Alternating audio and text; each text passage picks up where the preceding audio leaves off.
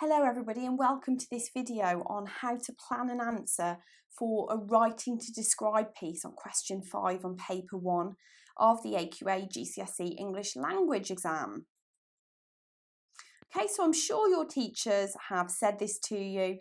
Writing to describe is painting a picture in your reader's mind with the words that you use. Okay, so what I'm going to aim to do in this video is to provide you with 4 ways of how to plan an answer to ensure that you create a vivid picture in your reader's mind with just the words that you use. So we know that we've got 45 minutes to answer this question because it's worth 40 marks, which is half of the marks on the paper. So we have to ensure that we write a pretty decent answer for this question in order to achieve the top level. Now, I would advise that you spend 5 minutes planning. Now, I know that some students feel that that time is better spent writing your answer. However, studies have shown that students that do plan what they're going to write in their answer achieve higher marks. So I'm going to show you 4 really quick ways of how to plan based on a question like this. So this is taken from the AQA specimen paper, and it says write a description suggested by this picture. So the image is there for inspiration, really. Okay, now it might be that you have a described question that is just literally worded, so it's the thematic link to the picture. So you may not have an image, but what you've got to do is you've got to imagine in your mind that place or situation that is being described to you in the question. Okay, and you've got to make sure that you write an answer that focuses on using adjectives, adverbs, all of your 5 senses, figurative language, which is similes, metaphors, personification, and the techniques in Read My Rules that I would suggest you use are those ones in bold.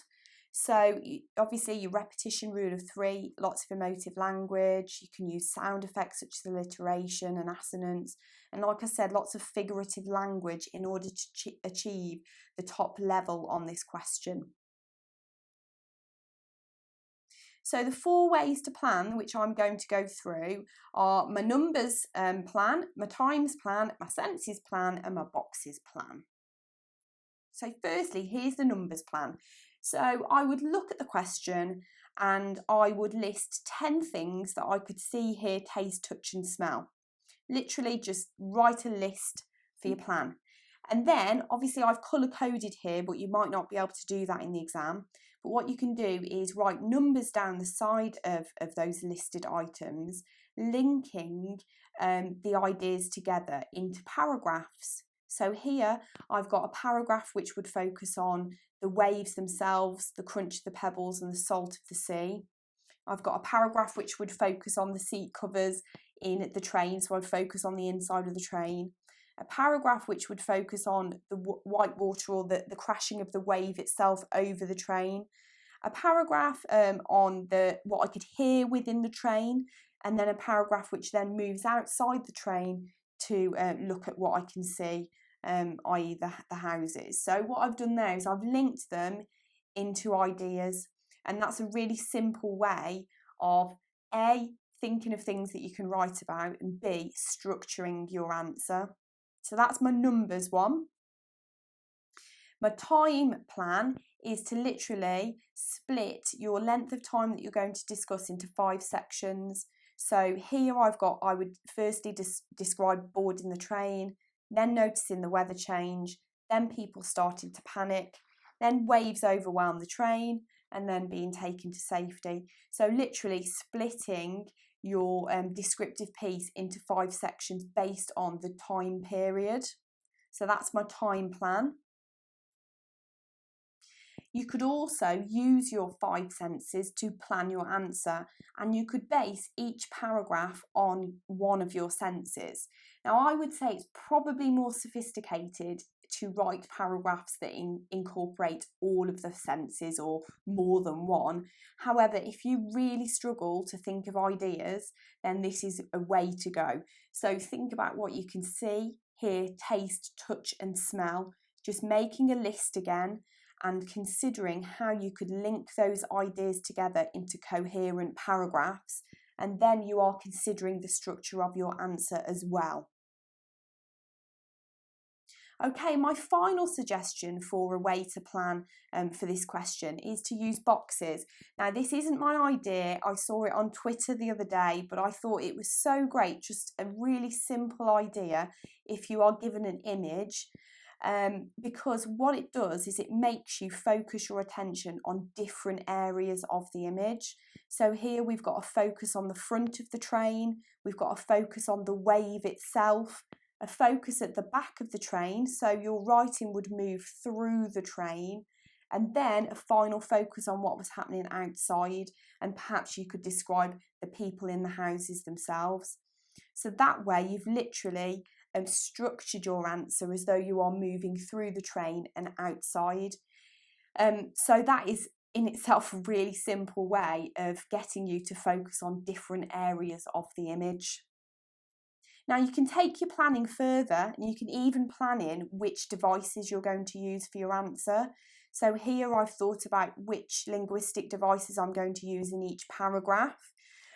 Obviously, if you do your time plan, then you could add them in at each point on that plan as well. I also teach my students to plan in where they're going to use their punctuation. Obviously not full stops and commas, because you will use them anyway. But more complex punctuation, such as colons and semicolons, I get them to physically write that in their plan. And then as they're writing their answer, I tell them to cross the ideas, cross the devices, and cross the punctuation off the list. So it makes sure that they've covered everything they need to in order to achieve that top level.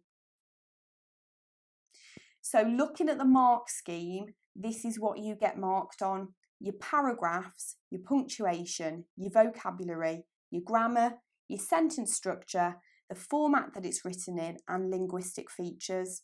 Now, if we efficiently plan, then we're making sure that we've got really good content and really interesting ideas. We're planning in where our linguistic features are going to be used. We're also considering how our answer is structured, so our paragraphs should be clear and should be interesting and varied. We're also thinking about what punctuation we're going to be using at different points.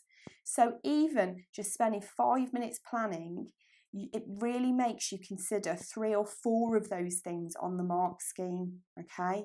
So please do spend that 5 minutes planning. Okay, so that's the end of my video on planning a writing to describe piece. Please make sure you stay tuned to the channel, as I'll be adding a video on how to plan an answer for a narrative piece of writing, and also there are loads of other videos on paper 1 and paper 2 for the AQA GCSE English Language exam 2017 onwards. So make sure you subscribe so you get updates, and you can also follow me on Twitter at AQA Exams if you've got any questions. Thanks for listening.